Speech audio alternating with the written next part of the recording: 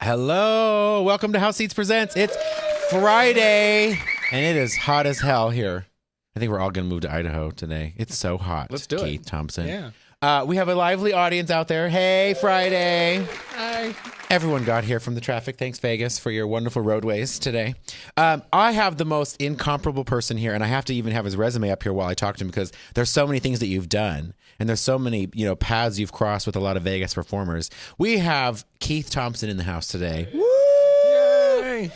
Keith has just finished up, and just really quickly, I want to tell you, at the top of the show, we usually do like a weekend roundup, but our weekend really hasn't started yet. So we're kind of going to give you the full half hour because we saw the show, and we talked about the show actually last Friday because we'd seen it right before the opening. We saw it the Friday preview before the grand opening on Saturday. Right. It's such a fun show, Keith. Thank you very much. Oh my gosh. Like literally the hardest part about the show, and I want to see it again, is because there's our seats and we took the shot in there. But the hardest part about that show is that you miss the jokes if you laugh too hard at the first ones because they come right after the next. I know. We found that was a lot of the case. Like people would complain. Like I really couldn't hear all the jokes because the audience was laughing so hard that they wouldn't stop laughing so I could hear what the next joke was. Yeah. I said, I guess that's a good thing. No, that's an amazing thing. Yeah, right?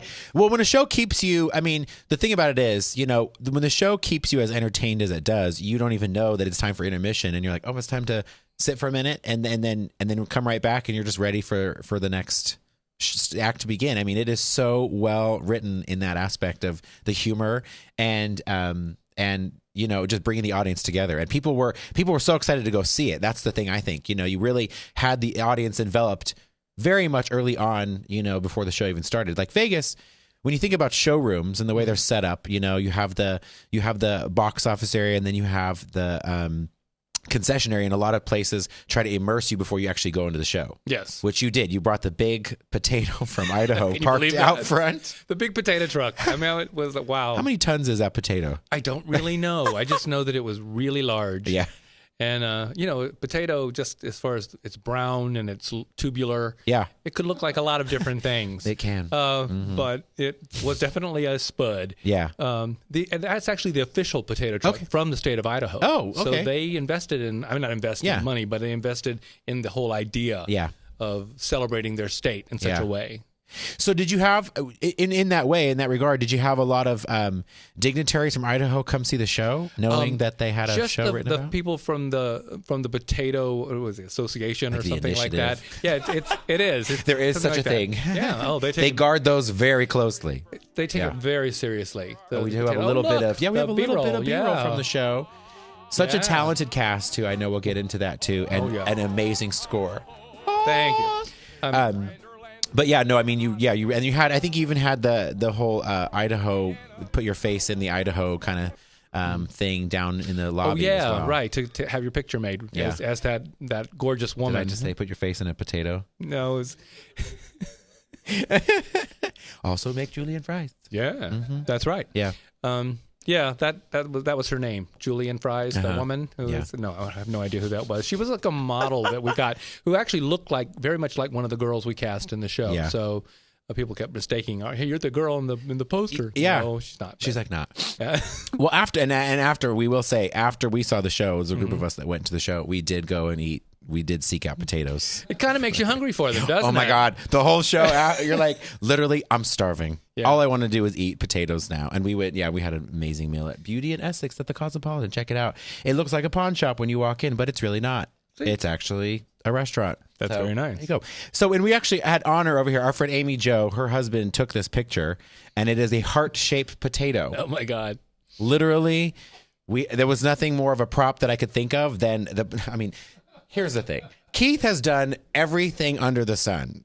Everything. And the one prop I bring with me is the potato because, honestly, this is the most prevalent thing right now. Well, yeah, and we as a creative team went to the state of Idaho and went to the Potato Museum where they have things like this. And we went to a potato farm where they have some of the most weird-looking potatoes you've ever seen in your life. And then what they do in the conveyor belts, they pull out the ones that look really odd and strange, so that what you see in the store is just the very the best-looking potatoes. Potato. It is, and the rest of them are used for like fries at McDonald's and stuff like that you don't ever have to look at the actual potato. When you were there, I want to ask you this because I've done this before. When I went, the potato in Idaho tastes totally different than the potato in the grocery store. Did you notice that?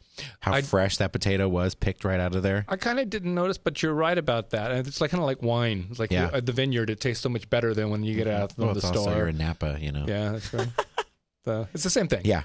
But it's pretty awesome, and it is a huge business. Were there any? What were some of the odd shaped potatoes in the museum? I'd like to know. Oh, they were. I mean, this one came out looking like I can't even Donald tell you. Trump. There were a lot of them that were very. Can I say this? Phallic. Yeah. Oh my God. Yeah. I mean penis. Bubular.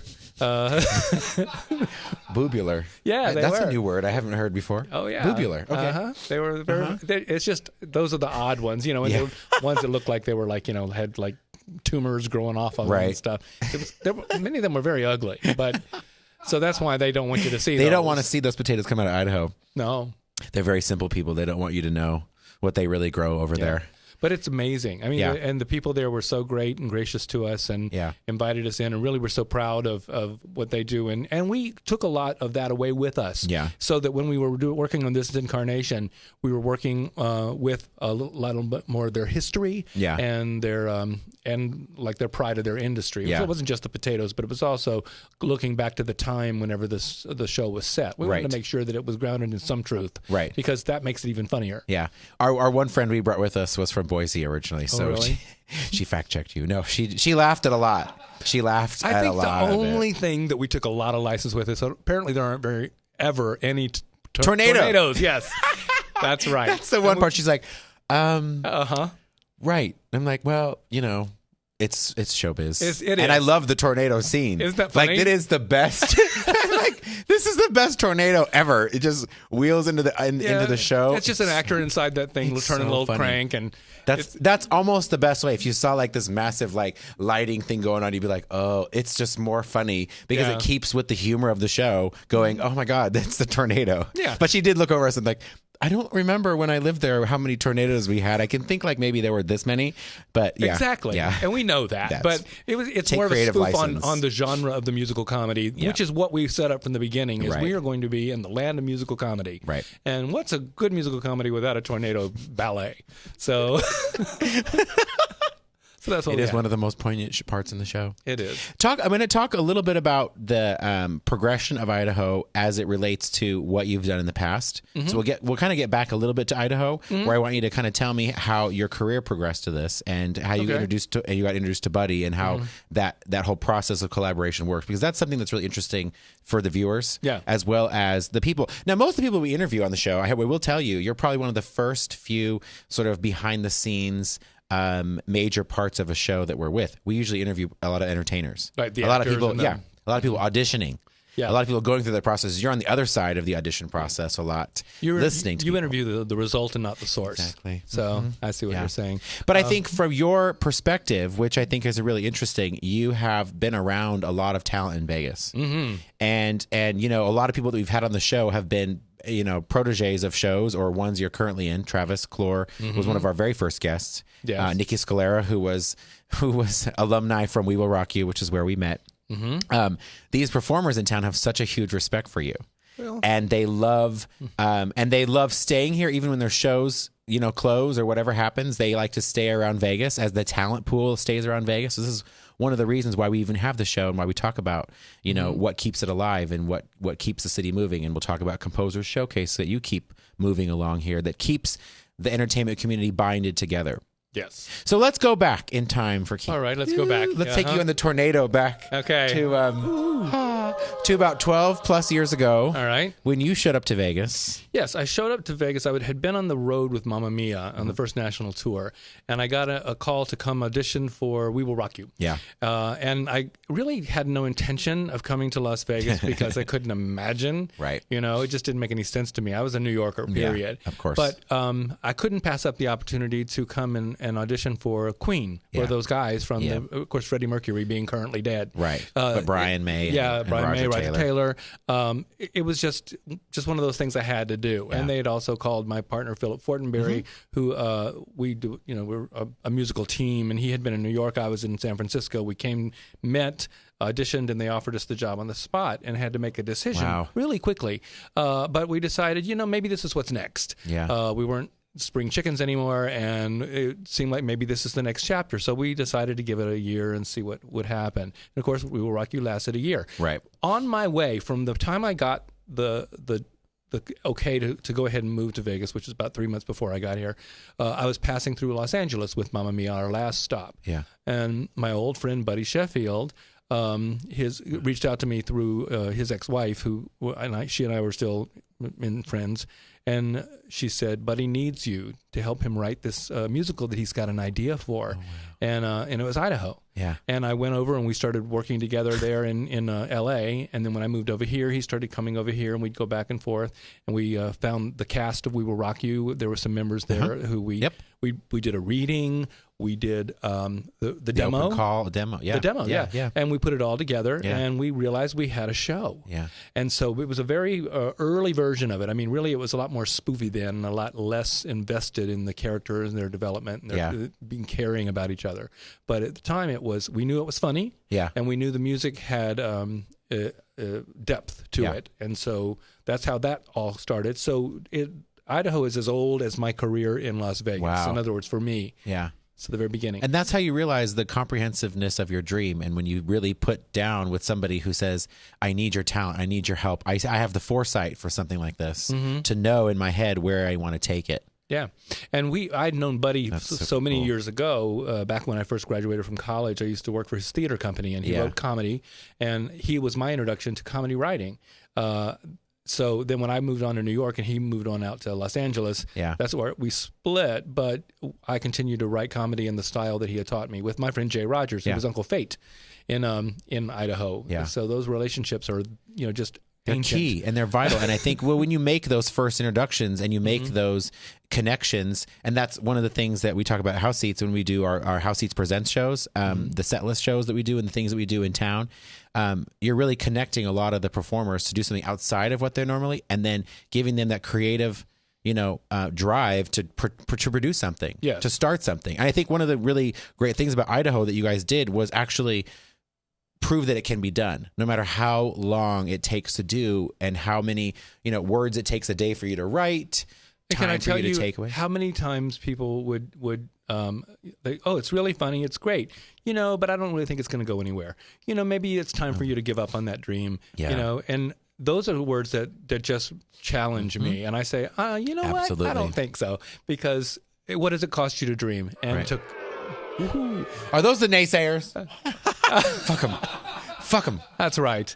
Well, I mean, that's what I did. I mean, it was in the face of that kind of discouragement that we continued to push. Yep. And finally, it was just a serendipitous moment 2 years ago, whenever we were in New York doing a reading, after many people had said, give up.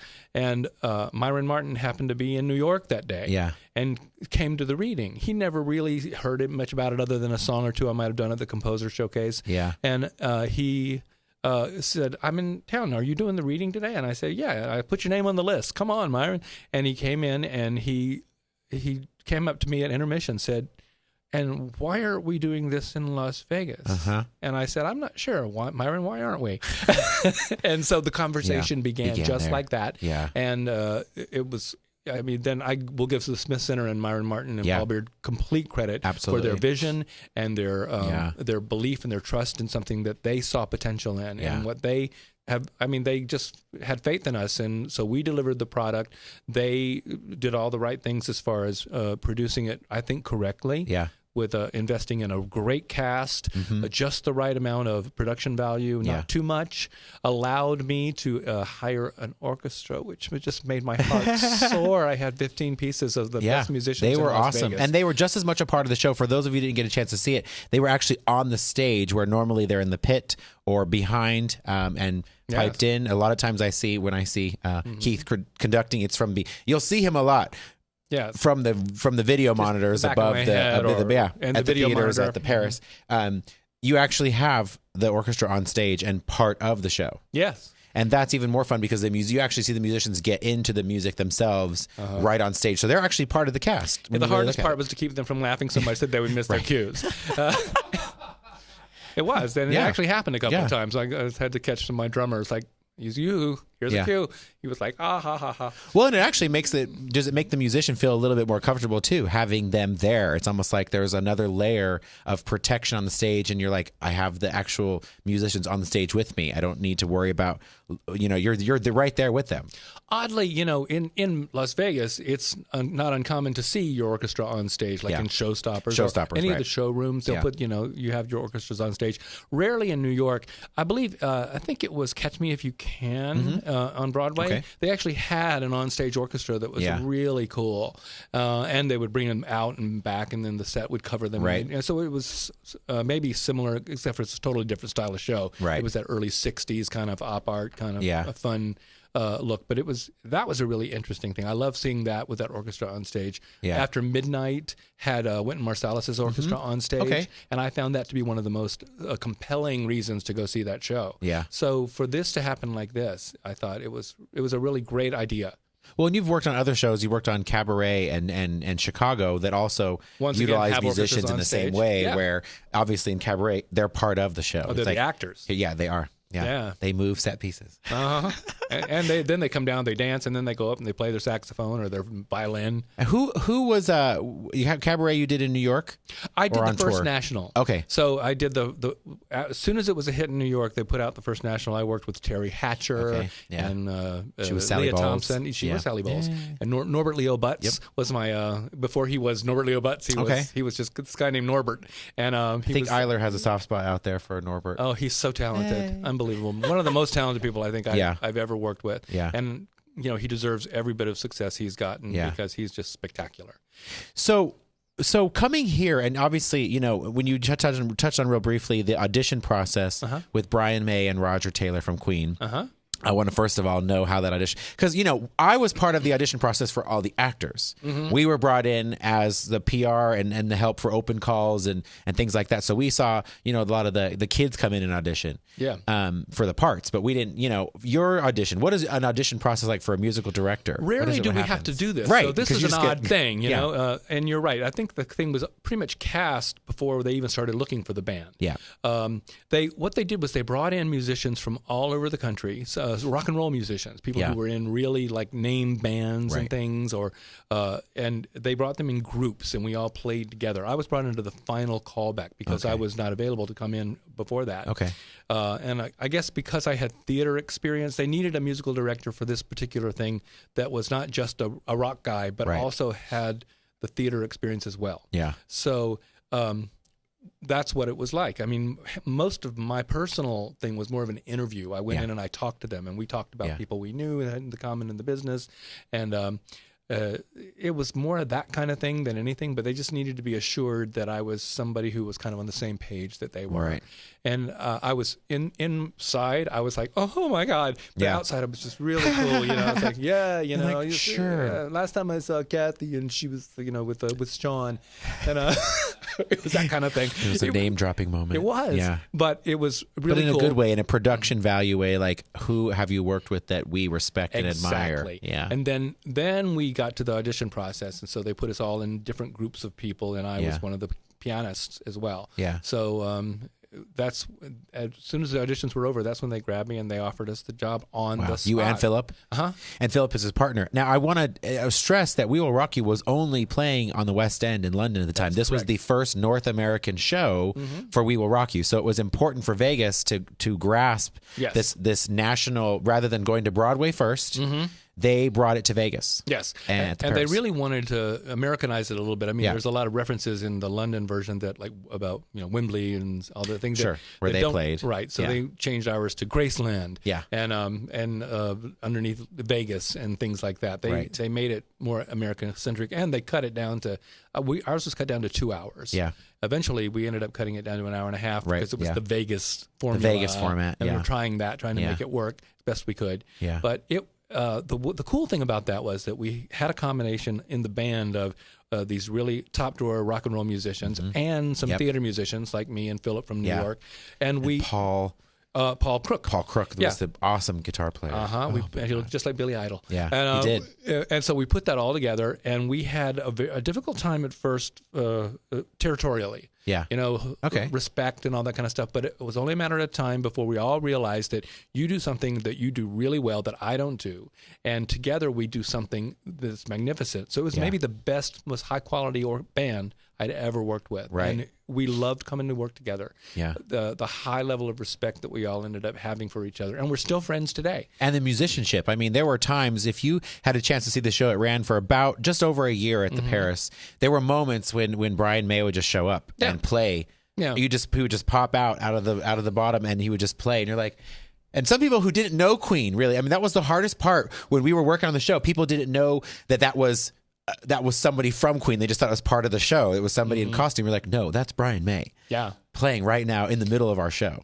I think that's one of the problems. The interesting things about that show is, or that group, is that we know them as Queen. We know all their Bohemian Rhapsody, thanks to Bill and Ted's Great Adventure, and we know We Are the Champions and things like that. Basketballs and all those things. Right. But their history, as far as a group goes, they didn't really enjoy a lot of time here in the United States because of some political anti-apartheid stances they made. They had a lot of things going on. Right, and so they ended up mostly being in Europe. So all the footage you see of Freddie Mercury is all from touring Europe, and mostly in South America, and not so much in the States. Right. So there was a long period of time where we knew their music, but we never didn't. There we go. Yeah. And they have such an amazing sound to them too. Like it's just, what I loved most about that show. I'm getting goosebumps just remembering. Like Nikki Scalera and Sean Coey. These were when I met these kids for the first time. Oh yeah. Tony.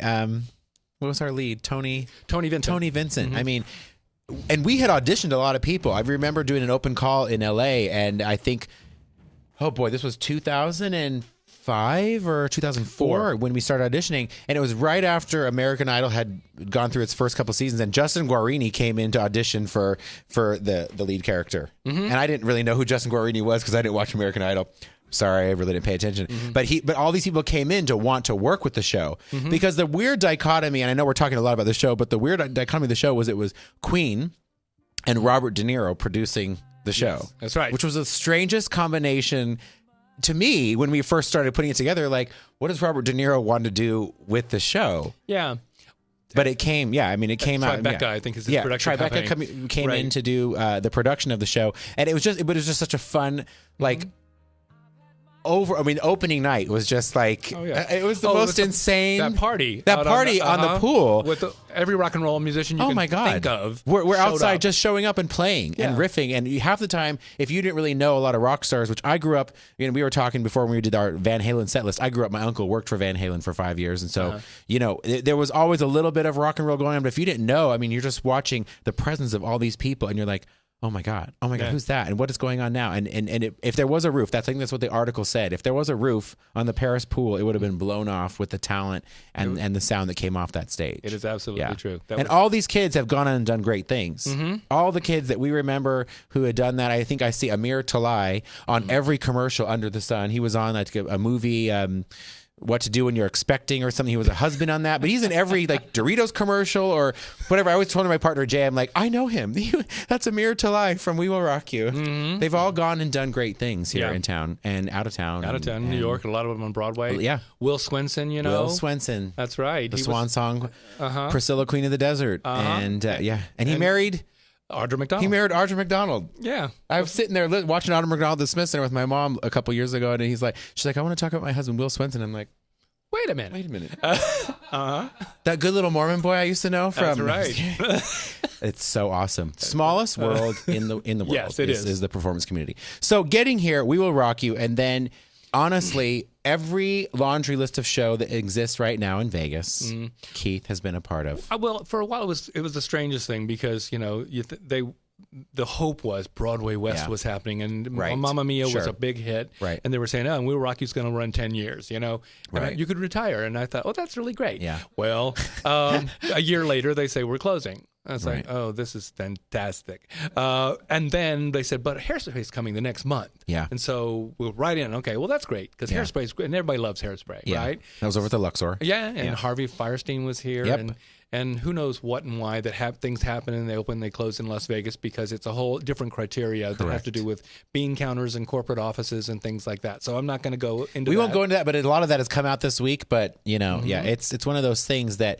the way entertainment was always built in this town, it was always an amenity to what else they had going on until the Cirque conglomerate and things came in where a show could actually profit from and make this money and have this opportunity to put your property on the map, so to speak. Then it became a different story. Yeah. But go ahead. And the corporate model is different than the old mafia or mob mentality used to be, which was you just keep the show running so that you'd have something to invite your high rollers to. Exactly. And in this case, it's just very different. Everybody's got all the shows are four-walled, which means that it's the producers that are taking the risk and not the casino. Right.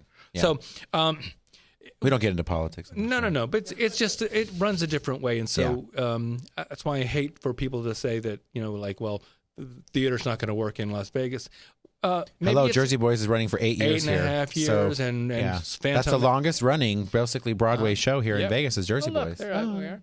That's our gang. That's me in the middle. Look at that. And a great talented cast you've had from Rick Fonyo to Eric Bergen, who was in the show for a while. I just saw him when we saw each other at the Smith Center. Amazing. Yeah. And now he's on, what's the show called? Madam Secretary. Madam Secretary. There you go. Oh, we were getting political again. Sorry. See, it's a good show. Very it is well a very written, good show. Tay Leone. And good for him. I mean, Eric really has come into his own, and I'm very proud of him. Gotcha. Then after Hairspray didn't last, it lasted about 4 months total. Well, 6 months if you count from the time we started to the time we ended. Yeah. Then there was a little time of like, so I decided to go to wine school, and then really? Yeah, because somebody said, you should go do something that you love and And who doesn't love wine? Right. And so the first thing he asked me when he walked in before the show was, "Do you have any Chardonnay?" I will remember to bring that next time from DW. We only have hard alcohol here, Keith. We only drink really early on. I'm having potato vodka today, so in honor of Idaho. That's right. Oh, Scott. No Chardonnay. Come on. We'll talk about that, Scott. White wine spritzers. Yeah. Go ahead. So while I was in wine school, there was rumors of something called the Producers that was coming. Yes. But even before that happened, I'd seen the Tony Awards and the show called Jersey Boys was happening, and it looked like, I said to myself, that show looks like a good show for Las Vegas. Yeah. So I contacted the people that I knew involved with it and said, how do I get it in line for the Las Vegas production? Yep. And they put me in touch with the supervisor who said, well, there's absolutely no job for you. And I said, okay, well, do you mind if I come learn the show anyway? And he said, well, if you want to on your own nickel. And I said, okay, well, that sounds good to me. Yeah. So I did. I went after it, and after going and flying myself back and forth to New York a few times and putting myself through the paces, he put me on to conduct on Broadway once. Yeah. And then after that was over, he said, well, okay, if the Vegas company ever happens, we'll let you know. Don't call us, we'll call you. And then I went off and did the Producers. And somewhere when I was doing the Producers, I got the call that said, it's happening in Vegas and you're the man. So all I can tell you is if you've got an idea or you've got a dream, go for it. Don't tell anybody tell you you're stupid or you're foolish or you can't be done, because it happens. I'm goosing, and I know we have a little bit of time left. One of the things I wanted to touch on with that same exact thing you're talking about is with Jersey Boys, and go see it before September 18th. Also, Composer Showcase is coming up August 10th at the Smith Center Cabaret Jazz Room. Yes. Get your tickets now. They sell out fast. There's a quick little snippets of people, Kavanaugh, people that do amazing things and showcase their talent with Keith. I'm seriously goosebumping because I know we have way more to cover with Keith, but less time to cover it. Okay, that's fine. But we'll have you back. Please do.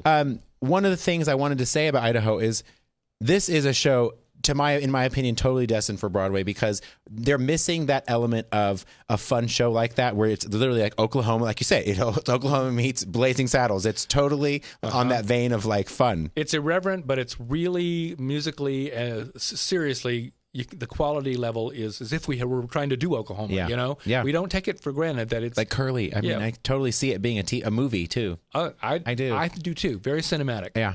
Mm-hmm. Thanks for coming. Thank you for having me, Bryce. You're awesome. Right. Say hi to Philip for me. Okay. He'll be back again. Have a wonderful weekend, guys. Bye. Bye.